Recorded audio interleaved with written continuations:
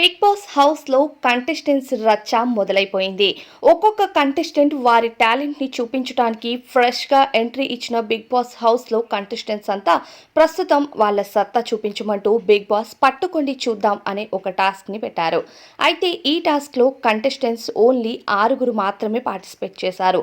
యష్మి, బేబక్క, నైనిక, నిఖిల్, నెబిల్ ఇలా contestants 6 participate చేయగా ఈ 6 తాడు పట్టుకొని మాత్రమే ఉండాలి.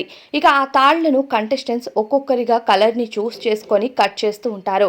తాళ్లను కట్ చేస్తూ ఉండగా కంటెస్టెంట్స్ తాళ్లే పట్టుకోవాలి కానీ పక్కనున్న రూప్స్‌ని అస్సలు పట్టుకోకూడదు.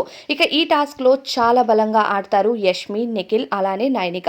వీరు ముగ్గురు విజేతలుగా నిలుస్తారు. ఇక నైనిక అయితే పట్టుబదలని విక్రమార్కుల్లా తాడును పట్టుకొని గట్టిగా మెలేసి నిలబడి ఉంటుంది. ఇక నైనికకి సంబంధించిన ప్రోమో ప్రస్తుతం హైలైట్‌గా మారిందని చెప్పాలి. ఇక బిగ్ బాస్ రిలీజ్ చేసిన ఈ ప్రోమోలో నైనిక తాడును పట్టుకొని వేలాడుతూ ఉన్న ఒక సీన్ అయితే హైలైట్‌గా మారింది.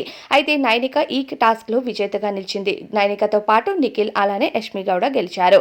అయితే మిగతా కంటెస్టెంట్స్ అంతా కలర్స్ బోర్డ్‌ని తిప్పుతూ ఏ కలర్ తాడుని కట్ చేయాలి అంటూ వారి చేతిలో నిర్ణయాన్ని పెట్టారు బిగ్ బాస్. కంటెస్టెంట్స్ అంతా చూస్తూ ఏ కంటెస్టెంట్స్ అయితే బాగా ఆడారో వారిని ప్రశంసించమంటూ చెప్పారు బిగ్ బాస్. దీనితో పాటు తాజాగా బిగ్ బాస్ రిలీజ్ చేసిన ప్రోమోలో ఇక కంటెస్టెంట్స్ ఇద్దరైన ఆర్జే శేఖర్ భాష అలానే సోనియా ఇద్దరు గొడవలు పడుతూ ఉంటారు.